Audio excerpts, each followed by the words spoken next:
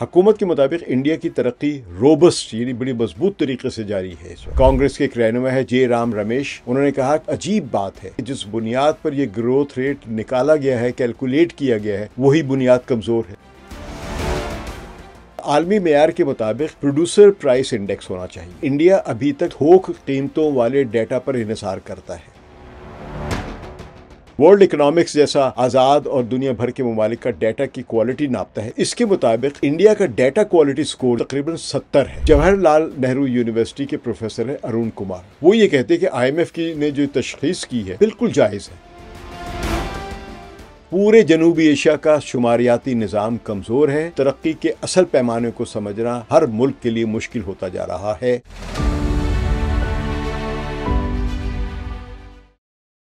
सकलैन इमाम को सलाम कबूल कीजिए। इंडिया ने अपने गुज़िश्ता जो महीने गुजरे हैं उनके बारे में कहा है कि उनकी 8% से ज़्यादा या उसके आसपास, बाज़ 8.2% कह रहे हैं, GDP ग्रोथ रेट का एक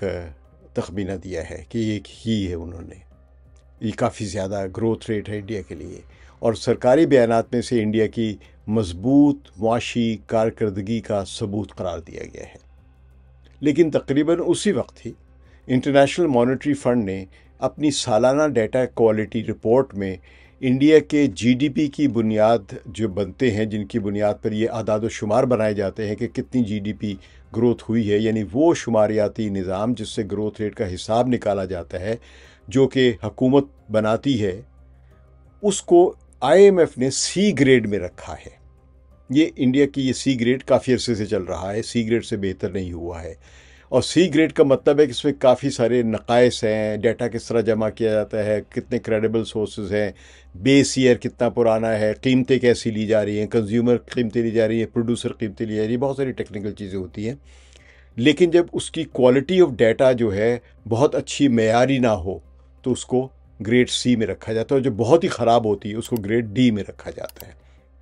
तो इस ग्रेड का मतलब ये है, यानी C ग्रेड का मतलब ये है कि डाटा जमा करने, अपडेट करने और हकीकी मईशत की नुमाइंदगी करने के निज़ाम में काफ़ी कमज़ोरियाँ मौजूद हैं, ये IMF ने कहा है। तो इसके बरक्स जो तरक्की याफ्ता ममालिक के GDP की बुनियाद बनने वाले आदाद शुमार को A या A+ की कैटेगरी में रखा जाता है। तो चुनांचे सवाल ये पैदा होता है कि जब वो बुनियादी डाटा ही मजबूत ना हो, जिसकी ग्रोथ रेट बनाती है ये, जिसकी बुनियाद पर इंडिया कहता है कि उसकी 8% ग्रोथ रेट हुई है,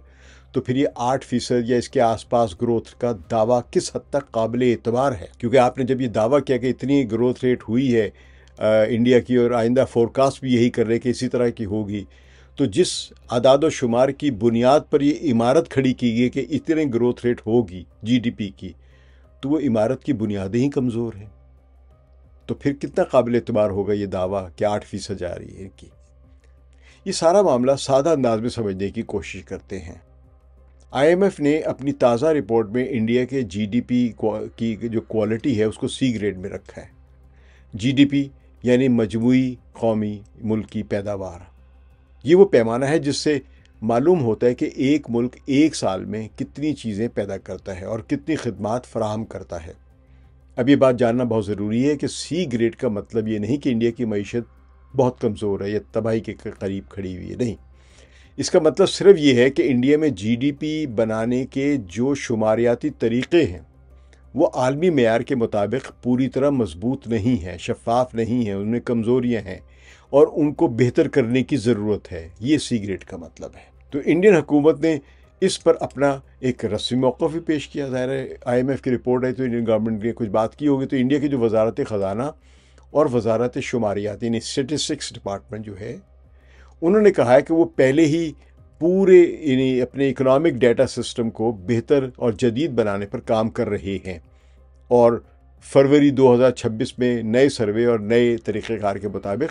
आदाद शुमार जारी कर दिए जाएंगे। और हुकूमती एहलकारों ने कहा कि C ग्रेड एक याद दहानी ज़रूर है, मगर इसका मतलब ये नहीं कि इंडिया की मुआशी तरक्की पर कोई सवाल या निशान लग गया है कि ये तरक्की कर ही नहीं रहा है। उनका कहना है तरक्की कर रहा है,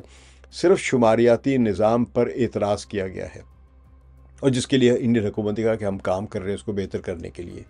तो हुकूमत का कहना है कि जैसे ही नया डाटा आएगा IMF ख़ुद इस ग्रेडिंग पर नज़रसानी करेगा اور پھر شاید یہ گریڈ بہتر بھی ہو جائے۔ حکومت کے مطابق انڈیا کی ترقی روبسٹ یعنی بڑی مضبوط طریقے سے جاری ہے اس وقت۔ سرمایہ کاری بڑھ رہی ہے، برآمدات میں بہتری آ رہی ہے، اور ایسی معیشتوں میں ڈیٹا اپ گریڈ ہونا ایک نارمل عمل ہے۔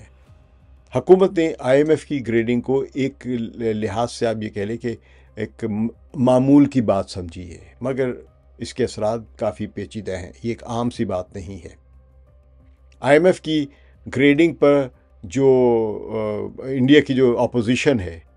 اس کا سیاسی رد عمل بھی آیا ہے، اور وہ ذرا سا مختلف حکومت کے رد عمل سے۔ اپوزیشن جماعت کانگریس نے فوراً حکومت کو تنقید کا نشانہ بنایا ہے۔ کانگریس کے ایک رہنما ہے جے رام رمیش، انہوں نے کہا کہ یہ بڑی عجیب بات ہے کہ ایک طرف حکومت 8% سے زیادہ گروتھ ریٹ کا دعویٰ کر رہی ہے، اور دوسری طرف عالمی ادارے سوال اٹھا رہے ہیں کہ جس بنیاد پر یہ گروتھ ریٹ نکالا گیا ہے، کیلکولیٹ کیا گیا ہے، وہی بنیاد کمزور ہے۔ تو اپوزیشن کا الزام ہے کہ حکومت چمکتے دمکتے نمبرز تو دکھا دیتی ہے، لیکن یہ نہیں بتاتی کہ وہ نمبرز بنتے کیسے ہیں، اور یہی سب سے بنیادی سوال ہے۔ یعنی حکومت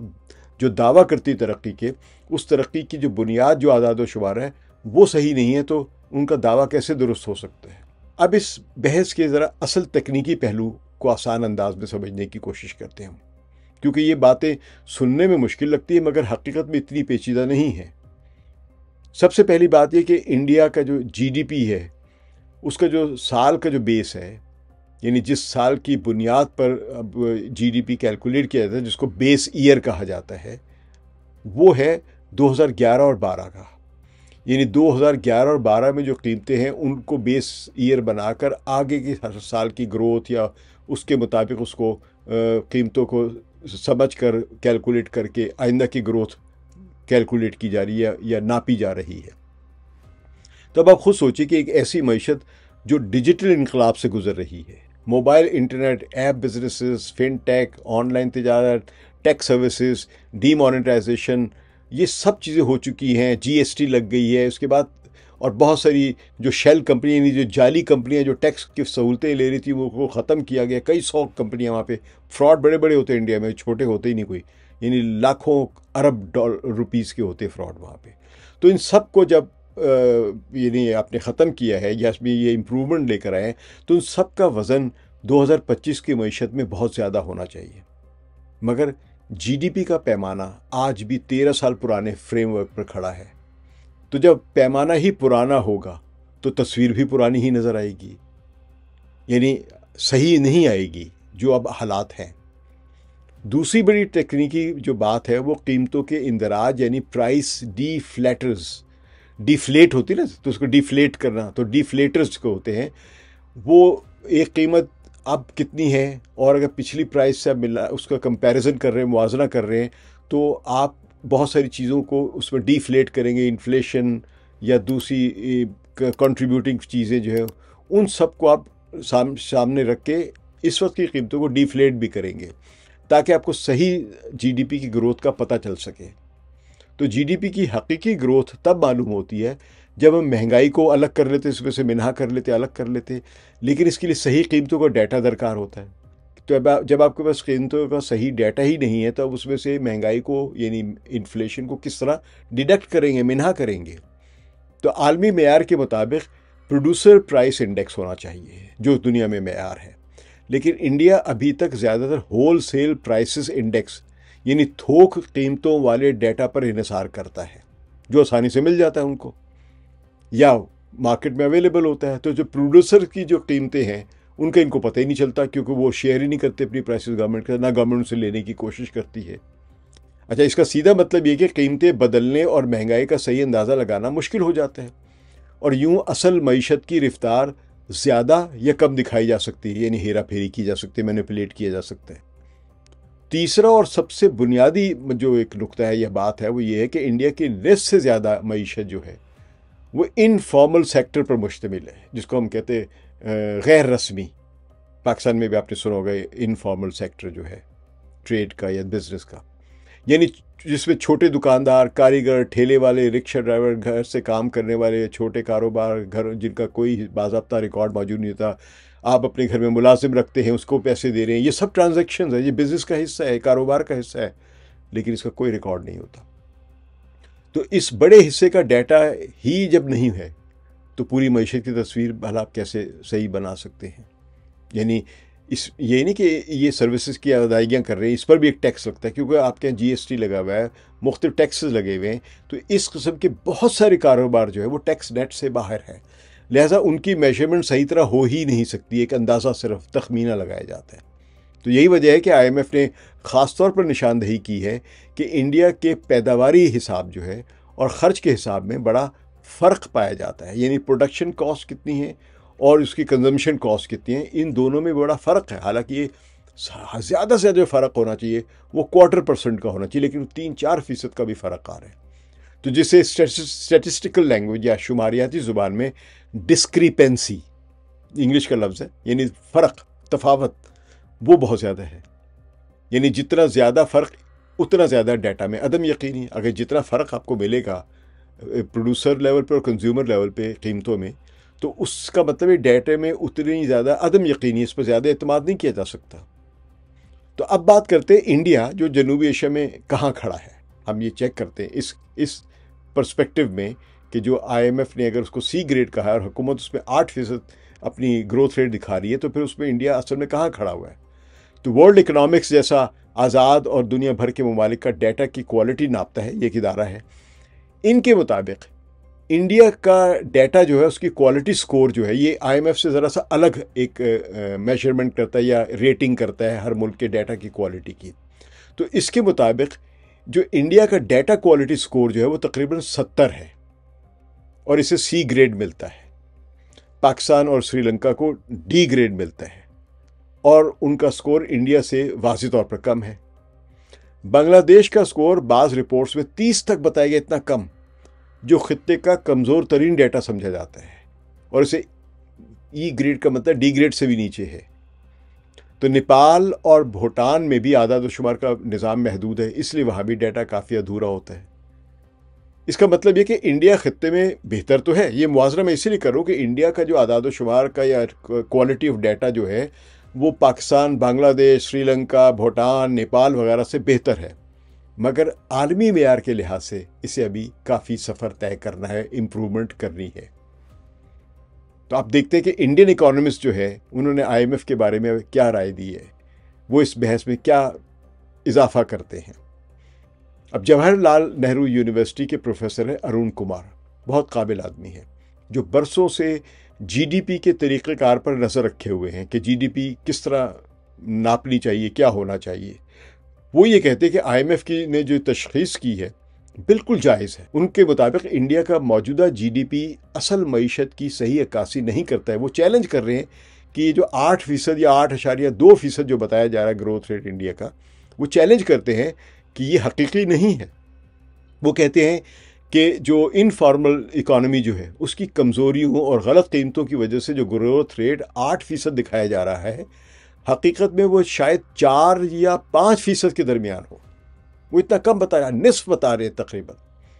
ان کا اندازہ ہے کہ انڈیا کی مجموعی معاشی پیداوار جو ہے وہ سرکاری دعووں سے کہیں کم ہو سکتی ہے۔ ایک اور پروفیسر ہے پروفیسر پرناب سین، جو انڈیا کے سابق چیف اسٹیٹسٹیشین رہے ہیں۔ وہ کہتے ہیں کہ ہمارے زیادہ تر سہمائی نمبرز جو آتے ہیں، یعنی کوارٹرلی نمبرز جو آتے ہیں سال کے میں ترقی کے، یا وہ کہتے ہیں کہ دراصل یہ تخمینوں یعنی اندازوں پر مبنی ہوتے ہیں،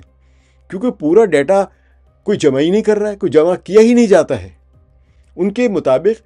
جب بھی بیس ایئر یعنی بنیاد سال جس تبدیل نہیں ہوتا ہے، جو کہ اب تک 2011 اور 2012 سے شروع ہو رہا ہے، جب تک وہ تبدیل نہیں ہوتا تو مسنگ ڈیٹا کو پورا نہیں کیا جاتا ہے، اور انفارمل جو اکانومی ہے اس کا صحیح وزن شامل نہیں کیا جا سکتا اور نہ کیا جاتا ہے۔ تو تب تک ان کے خیال میں جی ڈی پی نمبرز کو حتمی سمجھنا یا سچ سمجھنا بہت خطرناک ہے۔ یعنی وہ چیلنج کر رہے ہیں کہ آپ کے سارے جو جی ڈی پی کی گروتھ ریٹ ہے، اس کی بنیاد ہی جب غلط ہے یا مشکوک ہے، 100% غلط نہیں کہہ رہے، لیکن اس میں کہہ رہے اس میں ماپنے کا جو سال بنتا ہے یا ماپنے کے لیے جو پرائسز کی انڈیکسز ہیں کنزیومر کی، پروڈیوسر کی،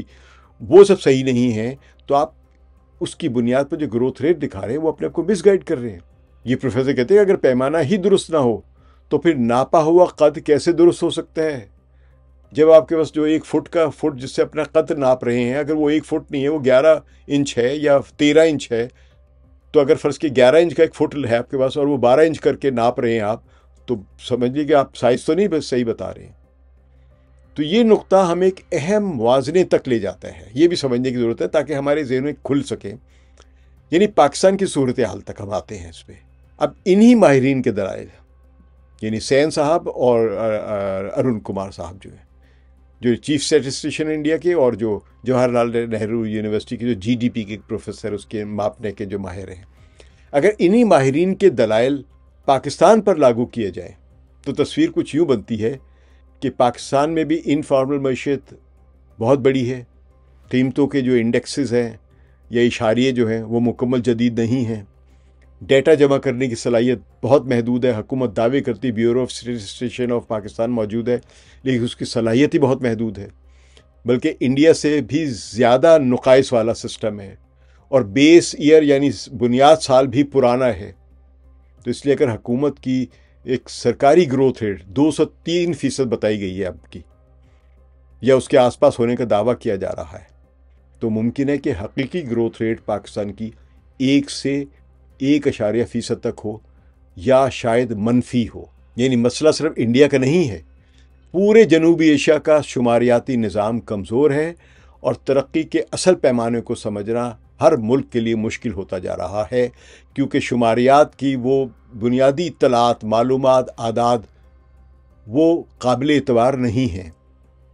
بات یہ ہے کہ یہ تمام بحث ہمیں کس نتیجے تک لے جاتی ہے، اب یہ سوچیں، اور وہ یہ نکلتا ہے نتیجہ کہ ترقی کا اندازہ صرف بڑے نمبر سے نہیں ہوتا ہے کہ حکومت نے یہ دعویٰ کر دیا،